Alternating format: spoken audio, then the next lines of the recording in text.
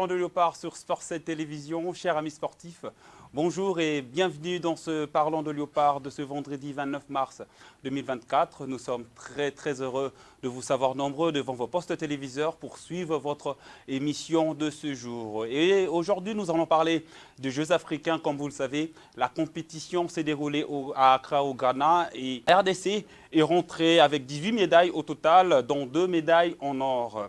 Nous allons également revenir sur ce stage manqué des Léopards de la République démocratique du Congo. Comme vous le savez, la RDC n'a pas participé à la dernière trêve internationale.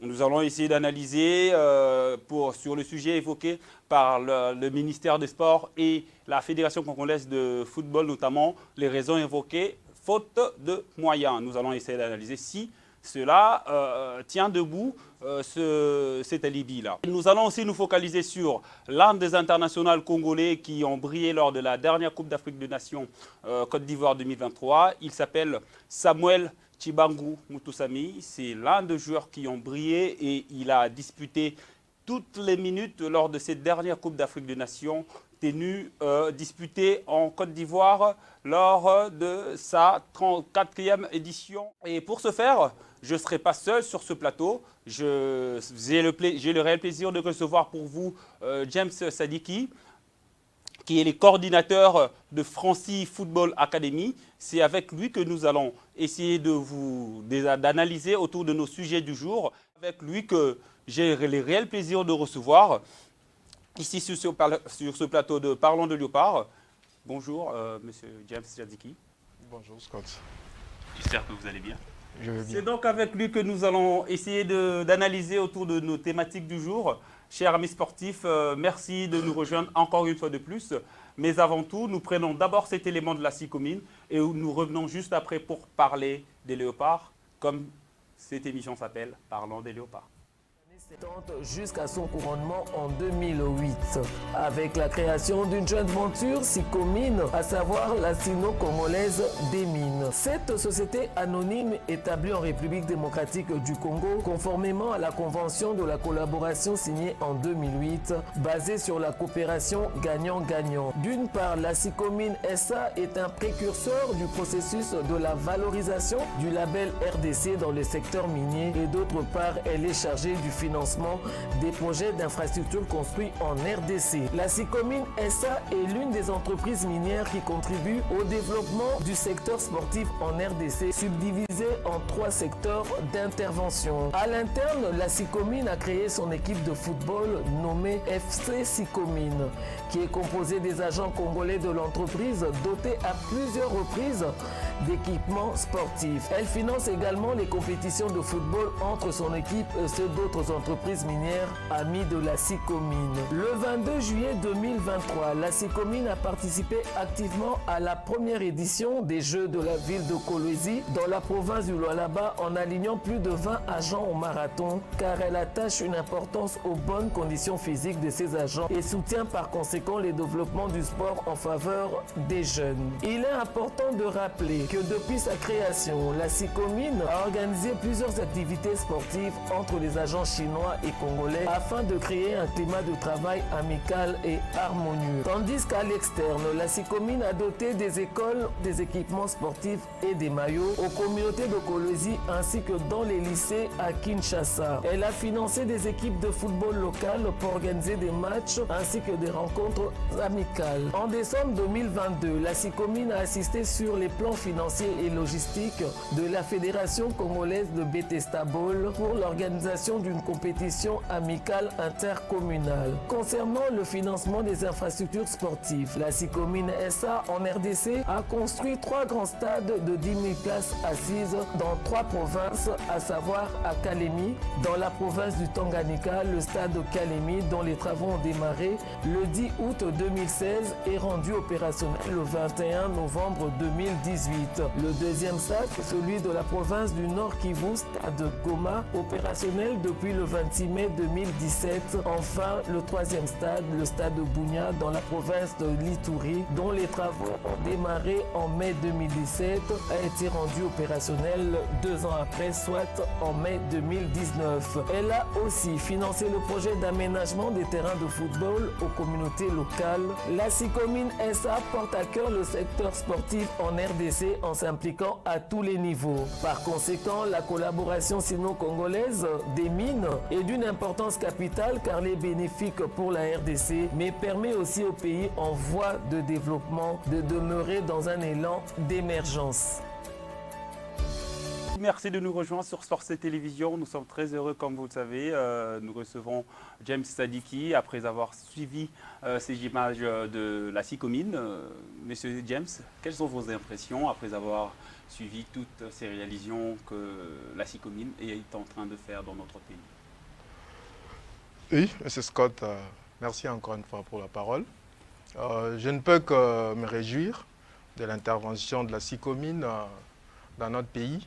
Nous savons que depuis la nuit de temps, derrière une grande structure, derrière une grande entreprise, il y a toujours des réalisations qui bénéficient au fils du terrain. En fait. Moi, personnellement, j'ai vécu une partie de ma vie à Kisangani. J'ai vu avec la Soteski, j'ai vu avec Sorgerie, qui, particulièrement dans le domaine de foot, oui. Il y avait des équipes qui, à l'époque, représentaient valablement la province orientale, à l'époque. Et quand je vois ce que la SICOMIN peut, de nos jours, apporter dans le cercle sportif, je ne peux que m'en réjouir et lui souhaiter plein succès.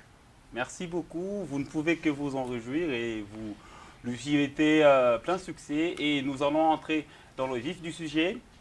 Comme je l'ai dit au début de cette émission, que la RDC a fini à la 19e position lors de la dernière édition de Jeux africains tenue du 8 au 23 mars dernier à Accra au Ghana. Nous allons prendre cet élément de la dernière édition de ce jeu et nous revenons tout juste après pour commenter avec notre invité. Remporté 2 médailles en or en boxe, 5 en argent, 2 en handball, 5 en boxe, 11 médailles en bronze, 4 en lutte, 1 médaille en basket 3x3 et 4 médailles en boxe. Les internationaux de la République démocratique du Congo, Steve Koulengo-Luka et Pita Kabeji Peter, sont les 2 athlètes qui ont remporté les médailles en or. Les Congolais sont ainsi classés 19e dans un classement dominé par les Égyptiens. Ils réalisent une progression par rapport à la dernière édition au Maroc en 2019 où la RDC n'avait gagné en somme que 8 médailles, dont 4 en argent et 4 en broc en 2019 où la RDC n'avait gagné en somme que 8 médailles, dont 4 en argent et 4 en bronze.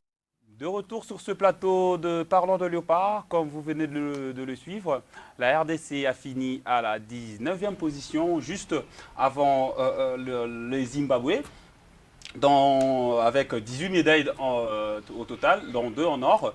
Monsieur James, la RDC a fini à la 19e position. Le Bénin était juste avant la RDC à la 18e position et nous avons gagné 2 médailles en or sur les 18 au total. Quelles sont vos impressions pendant que des pays comme l'Égypte ont raflé plus de 187 médailles au total, dont plus de 90 en or? C'est quand même pour le Congo de se retrouver avec 18 médailles, dont 2 en or. C'est suffisant selon vous? En tant que sportif congolais, voyant la situation dès l'intérieur, je pourrais dire que c'est suffisant. C'est suffisant parce que le sport n'est pas caricaturé par la grandeur d'un pays ou bien la puissance démographique. C'est la préparation. On sait comment dans notre pays nous préparons de tels événements. Je dirais que la participation du Léopard mérite cette sanction-là, c'est-à-dire qu'on s'en sort avec un peu près de 18 médailles, 2 en or, juste après les pays comme le Bénin, la Zambie. Et je pourrais dire, pour nous, ça peut nous servir de... D'ailleurs, le classement est là. Oui, le classement est en fait. Le Zimbabwe, le Bénin et le Cameroun. Bénin, le Cameroun. Juste avant oui, c'est ça. Moi, je sais que je voudrais essayer d'épingler, c'est le trio de têtes. Quand on voit le trio de têtes, on voit l'Égypte, on voit le Nigeria, on voit l'Afrique du Sud. Je me dirais en tant que Congolais, comme on dit RDC Lorabakasi, la RDC devait se retrouver dans ce trio-là. Soit dans le trio, soit un peu... Mais la RDC maintenant, la RDC se retrouve derrière le Bénin. Monsieur James. Oui. La RDC devait se retrouver au trio de tête, mais ce n'est pas quand même avec la magie qu'on va le faire si on n'a pas une bonne préparation. Oui, j'en arrive. Quand je dis ça, quand on dit la RDC, voyant donc notre puissance du point de vue démographique sous-sol, démographique, historique, tout ça. Et or, la réalité, c'est tout autre. La réalité, la RDC se retrouve vers au milieu du tableau. Quand je vois derrière le Bénin, voilà. On dira, bon, le Bénin, c'est un petit pays. Il y a même des pays comme l'île Maurice qui ont raflé 9 médailles en or. Oui, le Madagascar. Or, en sport, aujourd'hui, il n'y a plus de petits pays, il n'y a plus de grands pays. C'est la préparation qui compte. Exact. On voit des petits pays qui carcolent en tête dans de grands tournois et de grands pays, à l'instar de la RDC, qui frôlent la queue. Donc, c'est pour dire que nous devons retenir que nous devons nous remettre en cause, essayer de travailler, parce qu'on dit toujours, nul ne peut avoir une grande ambition en sport sans préparation. Exactement. Si nous ne préparons pas aujourd'hui, ne songez même pas qu'au prochain JO de Paris, nous pourrons rafler ne serait-ce une médaille. Si nous ne préparons pas aujourd'hui... Cela veut dire que vous ne donnez pas la chance à Marcela Sakobi, qui sera la seule boxeuse congolaise qui va participer au JO après celle de 2020 à Tokyo. Oui, en fait, par rapport à la boxe, c'est une des rares disciplines. C'est une des rares disciplines, oui. Elle était aussi dans ce Jeux africains. Elle a été éliminée par la Nigériane Nyanjo Toho en quart de finale. Oui, c'est déjà bon pour elle parce qu'en boxe, c'est une des disciplines qui se débrouille pas mal dans notre pays. Donc je ne peux que lui souhaiter bonne chance. Et il y a aussi une chose, le fait d'être éliminé, ce n'est pas la fin du monde. Un sportif, nous ne partons pas pour rafler des médailles, nous partons d'abord pour participer. Et c'est par rapport à nos performances que nous pourrons prétendre à une médaille. Ou tout ça. Bon, comme elle a essayé d'arrêter cette en quart de finale, ça va lui servir d'expérience. Prochainement, elle pourrait s'améliorer. Pourquoi pas rafler une médaille pour l'Afrique et en particulier pour le Congo? Pourquoi pas rafler une médaille pour l'Afrique et en particulier pour le Congo? Cela nous permet de changer totalement de chapitre pour parler de Léopard, de la République démocratique du Congo, avec ce stage annulé qui continue de défrayer la chronique autour des supporters congolais, autour de supporters congolais de partout dans le monde, puisque la RDC est supportée par tous les supporters congolais qui se retrouvent partout dans le monde. Mais avant tout, nous allons prendre cet élément préparé par la rédaction de Sports et Télévision et nous revenons tout juste après pour analyser autour de cet élément avec M. James Sadiki. Seront en stage de préparation au Maroc en vue des éliminatoires de la Coupe du Monde. L'information a été rendue publique par le ministre du Sport, Claude-François Kaboulou-Mona Kaboulou, hier sur les ondes de la chaîne nationale. Après les stages ratés ce mois de mars, les Léopards auront l'occasion de bien peaufiner leurs armes pour cette rencontre importante contre le Sénégal le 3 juin prochain à Dakar, avant de recevoir le Togo une semaine plus tard au stade des Martyrs de la Pentecôte. Vous venez donc là de suivre ces commentaires de Sabrina Tandjoy avec ce stage annulé des Léopards. Monsieur James Sadiki, vous avez suivi cet élément de ce stage annulé qui continue toujours de faire, on va le dire, ça fait beaucoup de mal aux supporters et ça a fait couler beaucoup d'encre aussi, puisque beaucoup de supporters ont dit que ce stage a été peut-être saboté et il y a eu beaucoup de raisons qui ont été évoquées, soit par le ministère des Sports, soit par la Fédération congolaise de football association. On a évoqué notamment le manque de moyens. Trouvez-vous d'abord cette hypothèse juste pour un pays comme le Congo qui vient tout justement de finir 4e il y a un mois en Côte d'Ivoire? C'est une question piège. Pourquoi? Parce que nous vivons au Congo. Ça fait, personnellement, je suis habitué à cette chanson. Il n'y a pas de moyens. Il n'y a pas de moyens. Or, à suivre l'évolution de notre équipe nationale, il fallait que le gouvernement essaye à tout prix de maintenir cette dynamique. Nous venons, bon, déjà, la CAN pour moi, en tant que sportif, c'était un cas isolé. Parce que parmi les objectifs, ce n'était pas que nous soyons parmi les 4 premiers, c'était de participer et puis essayer de passer au deuxième tour. Et il s'est fait qu'il y a eu une dynamique autour de l'équipe et ça a produit les résultats que ça avait produits. Et nous devrions, en tant que grand pays, essayer de sauter sur cette occasion pour essayer de nous relancer. Et maintenant là, je suis vraiment désolé que l'agenda de l'entraîneur ne puisse pas être respecté. Déjà, nous avons une double confrontation, ce n'est pas avec n'importe qui, c'est le Sénégal, et c'est des gens dans 2 mois ici. Je pense que la trêve nous aurait apporté beaucoup plus de bien que ne pas en profiter. Parce que déjà, à suivre l'entraîneur, c'était un stage où il devrait intégrer le nouvel recrue.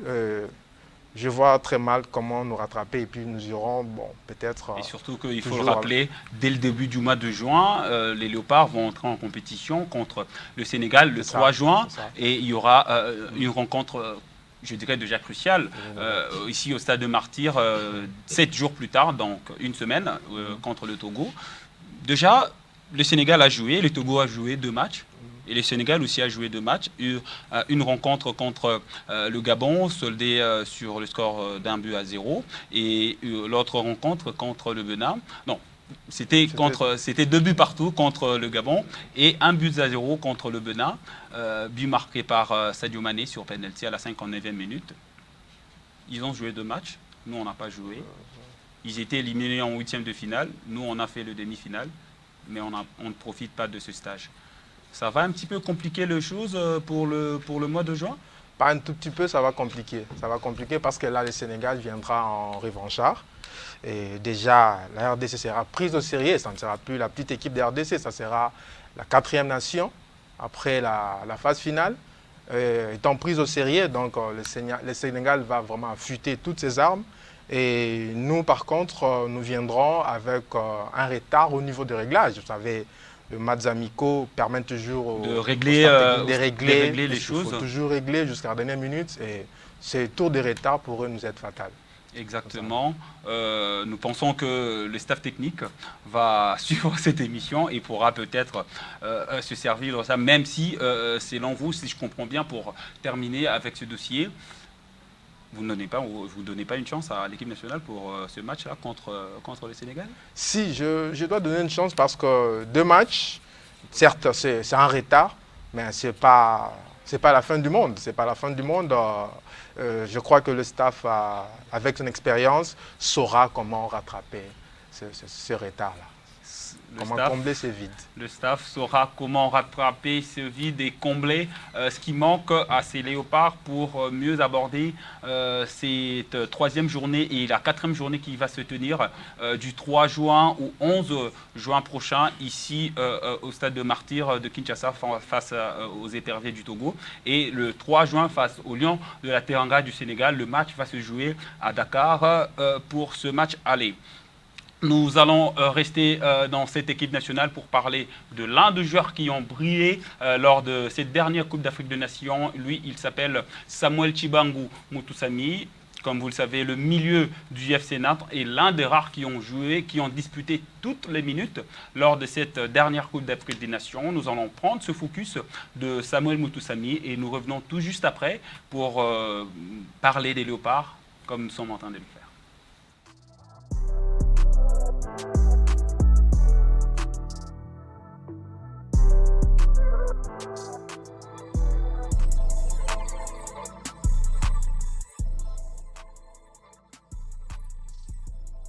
Non, franchement, ça se passe très bien. On est bien arrivé. Les séances d'entraînement se passent parfaitement bien. On est concentré, on est impliqué. Il y a beaucoup d'intensité dans les séances, il y a beaucoup de qualité. Donc voilà, on est très heureux de se retrouver comme à chaque fois. Et maintenant, il faut faire le travail pour les 2 prochains matchs. Non, franchement, l'intégration des nouveaux se passe toujours très bien. Comme moi, j'ai été très bien accueilli. On essaie de bien accueillir tous les nouveaux sélectionnés. Ils sont heureux d'être là, ils sont fiers. Ils vont faire le maximum pour aider l'équipe, pour aider le pays à retrouver sa place. Donc voilà, on est tous très heureux de les accueillir. Non, je me projette vraiment de manière très, très sereine et très déterminée. Toute l'équipe est concernée, on est très impliqué pour faire les meilleurs résultats possibles. On a 2 matchs qui arrivent. Comme on dit en sélection, il n'y a pas de match amicaux. c'est du travail, c'est énormément d'implication, de concentration de la part de toute l'équipe, tactiquement, pour progresser tous ensemble, trouver des automatismes, que les nouveaux puissent montrer tout ce qu'ils savent faire. Donc voilà, c'est des matchs très importants pour nous.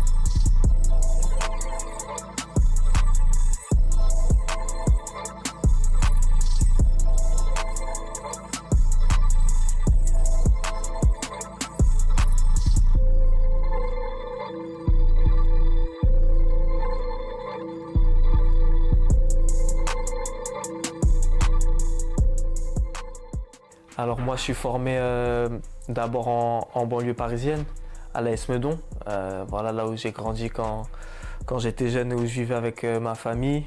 Ensuite j'ai fait plusieurs clubs dans la région. J'ai joué aussi à la CBB et au FC Montrouge. En même temps j'ai été à l'INF Clairefontaine, j'ai fait 2 ans là-bas où voilà c'était voilà, toutes les années où vraiment j'ai été formé, où j'ai grandi, on va dire, footballistiquement. Ensuite, je suis formé à l'Olympique Lyonnais, de là j'ai signé là-bas. J'ai fait 5 ans et j'ai signé mon premier contrat pro avec le FC Nantes par la suite. Non, ouais, je suis formé à Lyon avec Gédéon Kaloulou, avec son grand frère aussi, Aldo Kaloulou, qui a été présent dans certaines sélections, donc c'est toujours une fierté de jouer avec des joueurs avec qui on a été formés et qu'on connaît bien. Voilà, on a grandi ensemble, on a joué ensemble, on se connaît quasiment par cœur depuis toutes ces années, donc le fait de rejouer au plus haut niveau, en plus de ça avec la sélection nationale ensemble, c'est très fort et voilà, on est très fiers, on est très contents de se retrouver à chaque fois, donc on rigole tous ensemble, il y a un très bon groupe, donc je pense que ça amène aussi quelque chose. Ouais, bien sûr, voilà, merci au peuple congolais de nous soutenir autant, d'être toujours aussi nombreux à nous pousser, à donner le meilleur de nous-mêmes à chaque sélection, pour chaque match. Voilà, on donnera le meilleur pour la CAN et j'espère que vous viendrez nombreux pour nous soutenir. Nous sommes de retour sur ce plateau de Parlons de Léopard après avoir suivi ces images de Samuel Tshibangou Moutoussamy, James Sadiki. Vous avez suivi la CAN comme moi, vous avez suivi tout le match des Léopards, vous avez vu que vous avez constaté que Samuel a joué tout le match. Pensez-vous qu'il n'est pas respecté à sa juste valeur dans cette équipe des Léopards par rapport aux supporters qui parfois doutent de lui? Oui, Samuel, je l'ai suivi avant les CAN, ses prestations en équipe nationale. C'est un joueur qui a progressé parce que lors de la phase finale, il a confirmé en fait, par rapport à son statut de nouveau cadre en fait, de l'équipe. Exactement. Et non seulement sur le terrain, mais on a senti même au vestiaire, c'est quelqu'un qui était là, donc avec ses condisciples. Donc avoir en fait son évolution en club, c'est qu'il a pu apporter et ça ne fait que réjouir en fait les sportifs congolais parce que c'est un joueur qui gagne en mental, qui gagne parce que le club de Nantes vient de loin. Il vient de loin et il a eu à participer puisque déjà à faire les CAN, il rentre en club, il essaie d'apporter en fait son expérience au niveau de l'équipe nationale et là encore surmonter cette difficulté en fait aide en retour l'équipe nationale. Qu'est-ce qui explique selon vous sa régularité dans cette équipe nationale, puisqu'il faut le rappeler que Samuel est titulaire depuis l'époque de l'ancien entraîneur l'Argentin qui était avec l'équipe nationale. Sébastien est venu, il a fait confiance à Samuel et il a joué presque tout le match depuis que Sébastien Desabre est là. Qu'est-ce qui explique cette régularité selon vous? Oui, bon, en fait, la régularité pour moi s'explique d'abord par ça. Il répond toujours présent parce qu'il n'y a pas toujours de prétexte. Donc physiquement, il est au point. En club, quand il est régulier en club, c'est de quoi de plus normal le fait qu'en équipe nationale aussi. Donc, comme il répond aussi positivement donc, par rapport aux attentes qu'on fait de lui, il est là, il progresse. Tant en club qu'en équipe nationale, c'est ce qui explique le fait qu'il soit aujourd'hui présent donc, dans de grands rendez-vous de l'équipe nationale. Merci beaucoup pour cette réflexion, mais je pense que vous avez beaucoup insisté sur son club. Je vous rappelle que dans 2 mois, il sera sans contrat, il sera fin contrat avec son club de FC Nantes. Vous voyez comment est-ce qu'il peut continuer avec Nantes ou il peut aller voir ailleurs, puisque à 27 ans, c'est quand même l'un des joueurs cadres, comme vous l'avez rappelé ici, de l'équipe nationale. Et nous voulons une régularité tant en équipe nationale, tant en club. Selon vous, comment est-ce que vous voyez sa fin de contrat avec le FC Nantes? Bon, le FC Nantes qui se maintient, c'est maintenant, et Samuel Moutoussamy qui gagne un tout petit peu en notoriété, en club, en expérience, puisqu'à 27 ans déjà c'est un âge de maturité et déjà là il peut, pour moi, songer, bon, si en fait il y a une opportunité d'aller s'aventurer ailleurs dans un club qui peut lui offrir par exemple une des Coupes d'Europe, donc jouer, donc ça va beaucoup l'aider. Moi je vois plus dans ce sens-là parce qu'il a déjà tout apporté à l'FC Nantes et maintenant il y a de quoi lui souhaiter au fait aller ailleurs pour essayer de vivre une nouvelle aventure. Lui souhaiter d'aller ailleurs et vivre une nouvelle aventure, c'est ce que je souhaite à Samuel Tchibangu Moutoussamy, Monsieur James Sadiki. J'espère qu'il a de bail en Cologne. Vous pensez que ça peut très bien. Si vous avez un message à lui adresser, vous lui direz quoi? Il peut aller en Cologne parce qu'il y a Anderlecht, il y a Cologne aussi qui est derrière lui apparemment. Bon, il peut tenter sa chance ailleurs. Bon, surtout que quitter Nantes pour aller peut-être à Cologne, bon, ça pourrait être une progression pour lui par rapport au championnat, donc c'est toujours intéressant. Cela nous permet de changer complètement de chapitre, même si nous allons rester toujours à l'étranger, puisque nous allons parler des Congolais de l'étranger et nous allons prendre ce Congolais qui brille avec Leicester City en 2e division anglaise, où ils sont 2e de ce championnat avec 82 points. Il s'appelle Stéphie Mavididi, c'est un jeune Congolais de 25 ans, c'est un anglo-congolais, puisqu'il a aussi la nationalité anglaise. Stéphie Mavididi, vous allez voir ce but qu'il a marqué contre Chelsea Football. C'était en quart de finale de FA Cup entre Chelsea Football Club et Leicester, son club. Score final 4-2 pour Chelsea. Here's Chowdhury. Into Winks.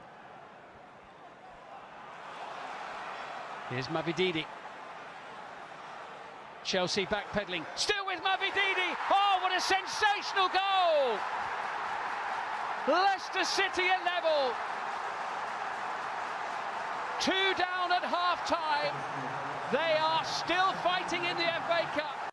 Vous venez donc là de suivre le but, et c'est très joli but de Stéphie Mavididi, but marqué il y a 2 semaines lors de ce match entre Chelsea Football Club contre Leicester. Score final, je vous le rappelle, 4-2. C'était pour le compte de quart de finale de la FA Cup, qui équivaut à la Coupe du Congo ici chez nous. Monsieur James Sadiki, vous avez suivi ce but avec nous. Vous voyez ce joueur être dans un futur proche avec l'équipe nationale. Nous rappelons qu'il n'a jamais joué avec l'équipe nationale d'Angleterre senior. On a encore une chance? Oui, déjà, le but, c'était fantastique, en fait, le but. Par rapport aux joueurs, je pense que les joueurs se remettent un tout petit peu en question parce que la dernière occasion, en fait, il vient de le louper avec la trêve, la dernière trêve ici. L'entraîneur ne lui a pas donné l'opportunité de jouer. Mais c'est quand même compliqué, il faut le dire, pour sélectionner un joueur qui joue en 2e division, oui, c'est ça, dans une équipe comme les Lions d'Angleterre. Oui, c'est ça, en fait. C'est là maintenant que c'est un sujet de réflexion. Je ne sais pas, avec son entourage et avec ce que la Fédé pourrait constituer comme lobbying, c'est-à-dire, c'est ce qui manque un peu à la RDC. Donc, vous voyez, de tels joueurs dans de telles situations, c'est le moment en fait de sauter pour essayer d'orienter un peu sa décision. Et je ne sais pas, je n'ai pas tous les éléments avec moi, comment la Fédé s'y prend. Apparemment, c'est dans le petit papier qui circule, le bruit du couloir, comme on le dit souvent. Il y aurait de tractations entre la Fédération congolaise de football et Stéphie Mavididi. Il y aurait même déjà un accord de sa part. Oui, au fait, les accords tacites ne suffisent pas. Déjà, quand vous loupez de jouer des matchs amicaux, donc ce sont des occasions en fait pour essayer de mettre les joueurs devant le fait, parce qu'il ne suffit pas d'inviter, il ne suffit pas de se mettre d'accord dans un salon. Il faudra au fait qu'il y ait un projet palpable. Déjà, moi, je me dis que non, le jeune veut bien jouer là où il aura sa chance pour œuvrer en équipe nationale. Vous savez que ça n'arrive pas à tous les joueurs d'être international. Et si on a l'occasion, je pense qu'il va sauter sur le larron. Et il faut chercher à lui offrir cette occasion-là.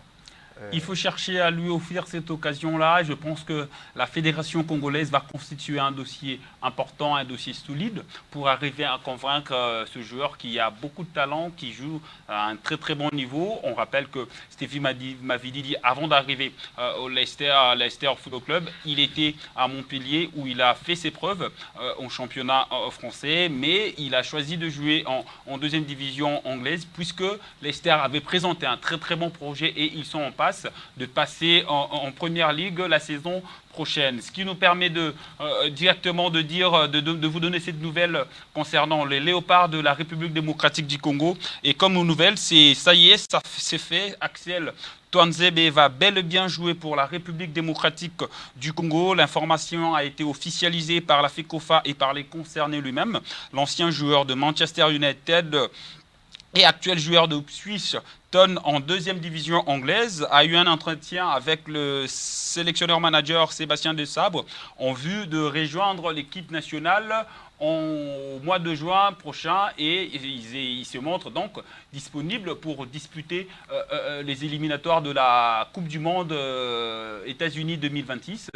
Monsieur James Sadiki, cette information, par contre, elle est officielle, puisque Axel Touanzebe va jouer bel et bien pour l'équipe nationale de l'RDC.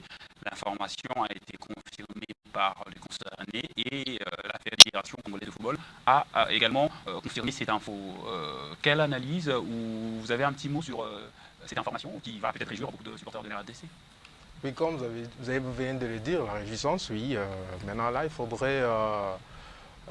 pour lui, en fait, comme il s'est disponibilisé pour l'équipe, lui donner une chance de s'imprégner en fait de la vraie réalité de l'équipe nationale, parce que souvent quand on vient comme ça et qu'on trouve en fait quelque chose qui ne cadre pas avec ce que vous entendiez ou quoi. Donc pour moi, c'est lui donner une chance. Il vient à 26 ans, j'ai vu son âge à 26 ans, c'est aussi il est dans une tranche d'âge là qui il faut aussi rappeler que c'est un joueur de très haut niveau puisque il a été formé à Manchester United. Il a d'ailleurs joué beaucoup de matchs aussi avec ce club, plus de 50 matchs. Il a aussi joué au FC Naples en Italie. C'est donc un joueur avec un bon CV. Oui, il a un bon background. Même pour cette saison, il a 12 titularisations sur 14 matchs. Ils sont dans une bonne position pour monter en première division. En première division, c'est en première ligue anglaise. Oui, connaissant les championships, le niveau championship, donc c'est un joueur qui va apporter un plus au Léopard. Merci beaucoup. C'est un joueur qui va apporter un plus à notre équipe nationale et nous allons profiter pour chuter avec Francis Football Academy. C'est donc cette académie qui verra le jour très bientôt à Kinshasa, puisque ce sera déjà sa troisième édition d'être organisée ici dans la capitale congolaise. Mais avant tout, nous prenons d'abord ce message de l'initiateur du projet, Francis Sadiki, qui a lancé et confirmé la tenue de cette académie ici à Kinshasa. Suivant et nous retrouvons tout juste après. Salut, bonne nouvelle. Les activités des FFA Francis Foot Academy Kinshasa reprennent bientôt. Si vous voulez goûter à la sauce Coach Magique, si vous voulez jouer comme Noah Sadiki, NJS27 et les autres, inscrivez-vous, participez aux entraînements spécifiques de l'Académie FFA de Kinshasa. FFA Kinshasa, c'est une autre version de football en RDC. C'est possible. Inscrivez-vous auprès des adresses suivants. Francis Sadiki sur Facebook, sur WhatsApp, sur Instagram. Vous prenez contact directement sur Francis Sadiki et vous aurez des précisions. Que Dieu bénisse la jeunesse de la RDC. Que Dieu bénisse le football de la RDC. La RDC fera le futur du football africain grâce à FFA, Francis Foot Academy. Bien à vous, les responsables de l'académie Francis Sadiki. À tous les corbeaux de Kinshasa, soyez les bienvenus. Vous allez trouver les cadres, non seulement pour la discipline, c'est aussi un cadre pour la réinsertion, l'éducation et le savoir-vivre. Car le football, c'est un sport collectif où on se met ensemble, on vit ensemble pour un but. Nous sommes de retour sur ce plateau après avoir suivi ce message de Francis Sadiki, qui est le coordonnateur ou l'initiateur de Francis Football Academy. Et sur ce plateau, nous recevons les coordinateurs de ce projet, Francis Football Academy, qui est donc James Sadiki. Nous venons de suivre le message lancé par Francis Sadiki. C'est quoi concrètement la FFA ? Eh bien, la FFA, Francis Foot Academy, c'est une structure d'encadrement de jeunes. Et comme petit historique, c'est par souci d'aider le jeune Congolais en Belgique, qui est l'initiateur, que Francis, avait pu mettre en œuvre cette structure. Vous savez, ce n'est pas toujours aisé à l'étranger qu'on vous donne votre chance là. Et la communauté en souffrait. Et déjà, de grandes structures comme Anderlecht, comme Standard, c'est bâti pour le jeune belge et les Congolais qui vont exceller. Et ce n'est pas toujours facile. Et c'est là l'avait inspiré d'essayer de monter une structure parallèle qui va aider le jeune de manière à ce qu'une fois, ils ont leur chance qu'ils ne soient pas dépaysés. Et c'est ce qui est arrivé à des jeunes comme Noah et bien d'autres. D'abord, qui est Noah ? Oui, Noah, il est parmi les tout premiers corbeaux, les tout premiers athlètes à adhérer à FFA. Bon, ça coïncide, c'est le fils biologique de Francis, mais ça n'a rien à voir. Ça n'a rien à voir. Vous savez, le sport, ce n'est pas le fait d'être fils d'eux.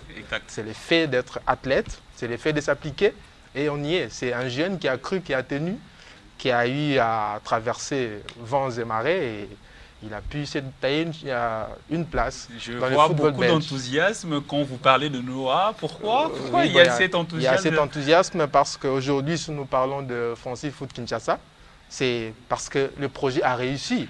Et Noah est parmi ceux-là qui ont pu porter cette réussite-là, à matérialiser cette réussite. Parce que ce sont des jeunes qui ont commencé, qui ont traversé pratiquement toutes les tranches d'âge. Et quand il est hissé au niveau du football professionnel, nous ne pouvons que lui prêter main forte et réitérer cet exploit-là. Je me permets de dire cet exploit parce que ça n'arrive pas tous les jours à un Congolais de réussir à l'étranger, avec tout ce que vous connaissez comme aléa, en fait, de parcours. Et nous voulons réitérer cet exploit-là maintenant aux jeunes Congolais, essayer d'adapter maintenant donc, à notre réalité d'ici. À notre réalité d'ici. Et quels sont les détails? Comment est-ce que ça va commencer ici à Kinshasa? Vous avez déjà un terrain, voilà, quels sont les détails que vous avez déjà au niveau de l'organisation, vous avez déjà trouvé pour que cette académie puisse voir le jour ici à Kinshasa? Oui, l'académie voir le jour, l'académie existe déjà à Kinshasa. Oui, on rappelle que ce sera la 3e édition cette année. Depuis 2019, voilà. Nous étions en phase d'essai. Voilà. En 2022, nous avons eu à œuvrer pendant près d'une année et ce n'était pas facile. C'était pas facile parce que déjà les réalités, de l'autre côté, il y a certaines facilitations que nous ne trouverons pas ici. Le terrain reste notre contrainte parce qu'il faudrait sortir l'argent. Il faudrait faire avec aussi, parce qu'un terrain au Congo, vous savez, moi, les gens de ma génération, nous savons qu'il y avait des espaces verts, il y avait des parcelles qui avaient encore des possibilités de jouer au foot. De nos jours, ça devient denrée rare. Exact. Si bien qu'on se bouscule derrière un terrain de football. Quand bien même vous avez payé, mais vous sentez qu'il y a l'engouement à l'extérieur, il y a d'autres jeunes qui veulent jouer. Or, quand on parle de formation, on a besoin d'une certaine quiétude, on a besoin de l'air, on a besoin de vivre dans un environnement qui offre tous les avantages pour aider les jeunes à mieux en fait, assimiler ce que les coachs leur disent. Et pour cela, nous avions, à l'époque, nous nous étions dit d'arrêter un tout petit peu, de voir comment nous pouvons trouver un cadre qui va répondre au mieux en fait, à ces attentes-là. Et d'où la raison de cette trêve. Et je crois que pour l'instant, nous nous mettons pour essayer d'offrir aux jeunes, et Dieu aidant, avec votre soutien, avec le soutien des autorités du pays, de gens de bonne volonté, j'espère que... Et en parlant de ça, s'il y avait un message à lancer à tous les téléspectateurs qui sont en train de vous suivre en ce moment, si vous aviez un message particulier, parce que nous sommes déjà à la fin de notre émission, si les téléspectateurs veulent retenir un message de Francis Football Academy, quel sera ce message? Et vous pouvez adresser un message aux autorités pour cette facilité de terrain, puisque ça pose vraiment un réel problème aujourd'hui dans cette ville de Kinshasa. Oui, oui, tout à fait. Mon message portera deux volets. D'un côté, je veux regarder les parents pour leur dire que le football aujourd'hui est devenu pratiquement une science. Le football, on sait qu'en Afrique, on est footballeur, tout le monde tape sur la balle, mais aujourd'hui, pour saisir sa chance au niveau international, c'est-à-dire au plus haut niveau, il faudrait grandir avec, et grandir pas comme nous avions grandi dans la rue, mais grandir dans des structures qui vont vous accompagner, qui vont vous apporter tout ce qu'il faut pour que la sauce soit vraiment... Et le deuxième volet? Le deuxième volet, c'est aux autorités de nous faciliter la tâche, ne serait-ce à accéder dans des terrains, dans des infrastructures publiques. Exactement. Vous l'aurez donc compris, c'est sur cette note de James Sadiki qui demande aux autorités de leur faciliter un tout petit peu la tâche pour avoir accès au terrain public et par conséquence donner les enseignements footballistiques à nos jeunes enfants de 9 à 16 ans. C'est sur cette note que nous mettons un point final à cette édition, à ces numéros de Parlons de Léopard que j'ai eu l'honneur de vous le présenter. Au nom de toute l'équipe technique de Sport 7 Télévision, je vous remercie de nous avoir suivis et nous vous disons au revoir et au prochain numéro. D'ici là, restez toujours fidèles au programme de Sport 7 Télévision et à la prochaine.